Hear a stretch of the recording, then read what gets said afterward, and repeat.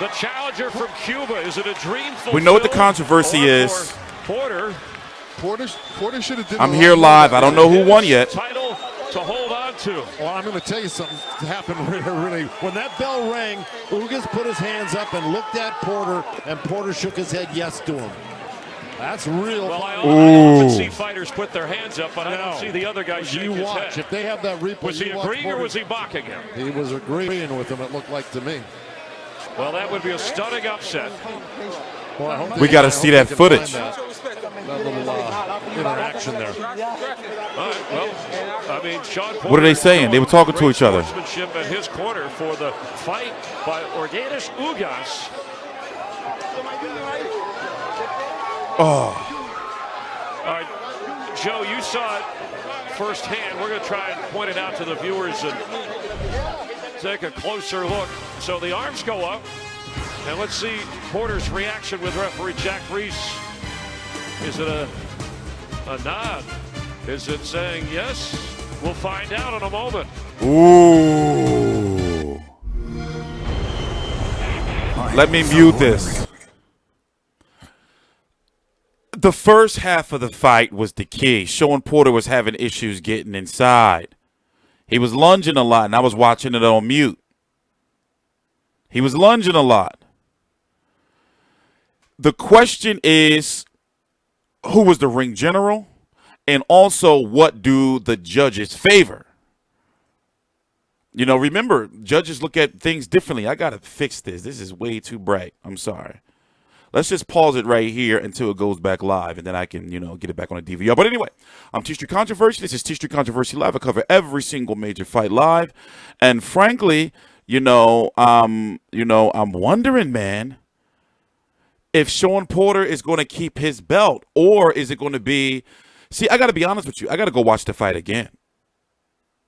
But from what I was seeing and the way I score fights, Shawn Porter didn't really start doing nothing until the last 3 rounds. I gave round 11 and round 12 to Shawn Porter. Round 10, Ugas.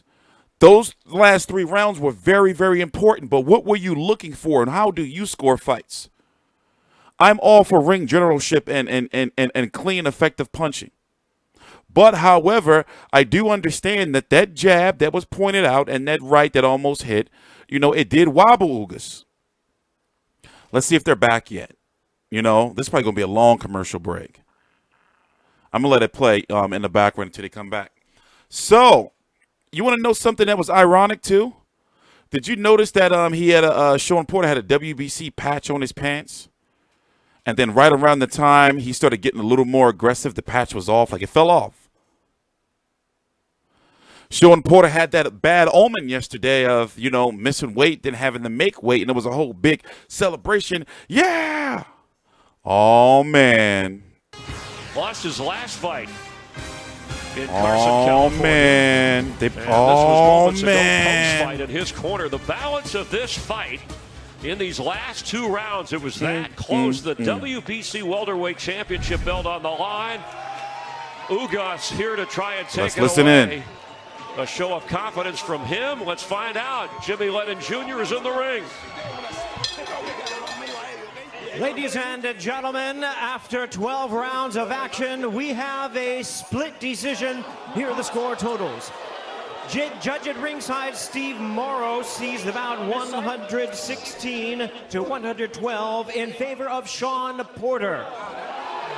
Judge at ringside, Zachary Young, sees it 117 to 111 in favor of Yordenis Ugas. And judge at ringside, Max DeLuca, scores the bout 115 to 113 in favor of the winner. And still, WBC welterweight. They're going to go with the champion. Showtime. Shawn. I'm interested to see the scorecards for those last 3 rounds, though. That's what I'm interested in. Shout out to Ugas. Wow. All right. Well, you said in the break.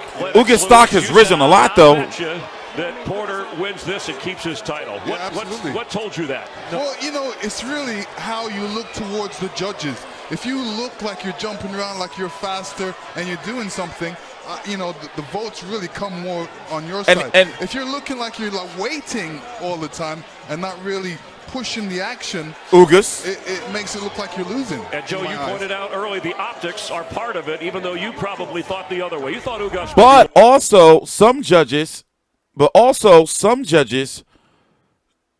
don't like the backpedaling. So, really, like, all judges have, like, their own different criteria in scoring. This was Marcos, Fight Hub. It all depends. Like, like I can't see a fight like this having a real clear loser. But with the fact that Shawn Porter is the champion usually always gets, the say in that regard. Oh, look at his face. He was hurt when he heard that. Let's go back 10 seconds. Get the reaction so you can see it. Ugas, his reaction, he thought he had it. And despite what you saw at the end of the 12th round, Joe Goosen, when that's some memorable there was the shit. head Remember, shake, the response, think maybe about like Porter when confidently keeps the belt and knew that you're like an Ugas old gave a ass good man fight, and but looking you gotta back at take this it from footage. the champ. That's some good ass footage right there. A great fight. Classic He wanted shit. This fight so bad, you could tell. That he Oh, wanted oh this shit, fight. He my did bad. A lot of work. He's no slouch. He has nothing to be ashamed of in this fight. One judge had it. So Shawn Porter's got to keep. Listen, with that happening right there. For one, what if they didn't factor in? Ooh, let's go look at the punch stats. Let's look at the punch stats. What if they didn't factor in 144 landed, 144 to 128 head, body. Surprised Ugas, according to punch stat, landed more body shots. But Ugas was waiting a lot. Even though he was the aggressor and the ring general, Shawn Porter on the back foot was more active, seemingly. Right? It was, this is a very, complex fight to score. But what does Shawn Porter do next? Obviously, it's not going to be, I'm not going to say it's obvious, but I don't see no Yordenis Ugas rematch. I say he's got to go to pay-per-view or he's got to fight, Keith Thurman, are they going to do a post-fight interview? Because it is running late. I always tell people, hey, listen, make sure you always DVR the programming after Fox after the broadcast, because this would go off at 10, but it never goes off at 10 or 10:30. It's almost 11 o'clock, and we're not going to get a post-fight interview from Shawn Porter because, of the timing of everything. So let's talk about the 147-pound division. And we're going to get this little thumbnail right there. Oh, man. Yordenis Ugas once lost to Amir Imam, now 23-4 with 11 KOs. He's one of those fighters at 32 years old. He'll be 33 in July. That he's getting better, as his career is going on. And you can see there he had no respect for Shawn Porter's style. And Shawn Porter has shown that he can box. He's not just one of those fighters that's just known to go out there and maul you. Even though I think it would have suited him better, to have the game plan he had during the second half of the fight, especially the last quarter of the fight, than he did in the first half, because he was lunging a lot, which is the reason why the fight was so competitive, is because he was having issues getting in on the inside. But when it comes to the real clean punches, it was Ugas. But Shawn Porter had that illusion. It's not a really illusion, but that he was doing a lot, even though he was on the back foot. Just my personal opinion, obviously. The 147-pound division is top heavy. Shawn Porter, up there. Danny Garcia's fighting Adrian Granados in that same arena. By the way, it was supposed to be like 56 degrees there or something, and then it was nighttime, like 40 some shit, 50 or 40 some shit like that. Lennox Lewis doing commentary with a blanket. Joe Goosen got gloves on. I'm seeing all these people with coats and jackets and shit. Empty ass arena. What the hell happened with this? What the hell happened? For to be on the safe side, maybe they shouldn't do no more fights in that outdoor arena until like April. Just to be on the safe side. And then what was going on with the ticket sales? Like, where did they go wrong with that? Because it was bare as shit in there. But whatever. Keith Thurman, WBA. He had a little funny bit with Errol Spence. He asked Errol Spence, if he beats Mikey Garcia, will you consider yourself to be the second best heavyweight? Welterweight in the world. It was crazy. Manny Pacquiao, we don't know what he's doing yet. He has hinted at possibly being next week at he's gonna post-fight interview? Nope. At Spence versus Garcia. We're gonna be covering that next week. Terrence Crawford, well, no need to mention him. He's on the other side of the street, they say. It's a shame. Jesse Vargas is likely going to be fighting Jaime Munguia at 154 after his next fight. They're trying to secure an opponent. And that's really 147 right there. So Shawn Porter, who does he fight? He can't afford any more. No disrespect to Ugas, he can't afford any more fights like this. He's got to be big time now. So do they force the Keith Thurman fight? Or does he fight the winner of Errol Spence versus Mikey Garcia? Or what if he get the wild card? What if he get Manny Pacquiao? What if Al Heyman say, all right, you can get Manny Pacquiao? Because who else is there that you would want to see him?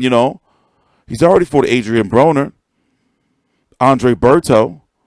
Jose Zito Lopez, do you really want to, it'll be a hookup for Jose Zito Lopez, but that's not big enough for Shawn Porter right now. He's got to take that leap. Now, in regards to Ugas, it's the style, it was the boxing style. So we got to move on. He's got his belt. He's not going to fight Ugas again. And I can see how the judges gave it to Shawn. It's one of those fights depending on, listen, different judges would have probably gave it to Ugas. As I explained earlier, but I'm looking and it's like if they don't do Keith Thurman, right? Can they do Shawn Porter versus Keith Thurman 2 on pay-per-view? What's the buzz for that? I know they can do Pacquiao versus Porter on pay-per-view, and I know they can do now Spence versus Porter on pay-per-view. But Thurman versus Porter on pay-per-view, how does that sell? Thurman's still getting his traction back, even though he's still getting big ratings on free TV, and then people are going to hold it against him if he, because he says he wants to fight on free TV. Remember that shit? So people are going to be like, oh, now you pay-per-viewing? And we can't keep getting all these pay-per-views over here from Showtime or PBC on Fox. We've already had, 3 and 4 months. Remember, Wilder Fury in in December. Pacquiao Broner, even though it was 5 weeks later in January.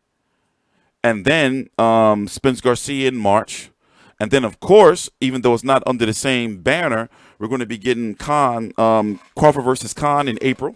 And then they're trying to give us, if he doesn't go to the zone, Wilder versus Brazil on pay-per-view in May. And then June or July, Pacquiao was going to return, right? It's a lot of fucking pay-per-views, man. So, to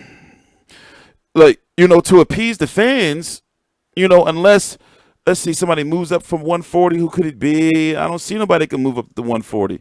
From 140. That would be like a big, big fight for Shawn Porter. The Ugas, people thought he was just going to run through him. And me personally, I was questioning if Ugas had anything to keep Shawn Porter off of him. It was the style. Ugas stock has risen, and when it comes to Shawn Porter, he can't hang, in my personal opinion, at 154. They would have to do some real motherfucking smart matchmaking at 154. Yes, he wouldn't have the weight. He'd be able to, not worry about the weight issues. But really, I think that maybe did they not count the braids in? What if that was the reason? They've been doing everything the same in camp, but when it comes to Shawn Porter growing his hair out, that's where, maybe I know it may seem like something small. I'm just saying because he's never been known to have any weight issues before. And then just so happened he go take a shit, got to get butt naked, then cut the hair, and then those braids was dense. So I'm wondering, did he clip the backs or did he take 2 from the sides? What did he do? But a couple more fights to cover. I'm TstreeT Controversy. This is TstreeT Controversy Live. Please subscribe.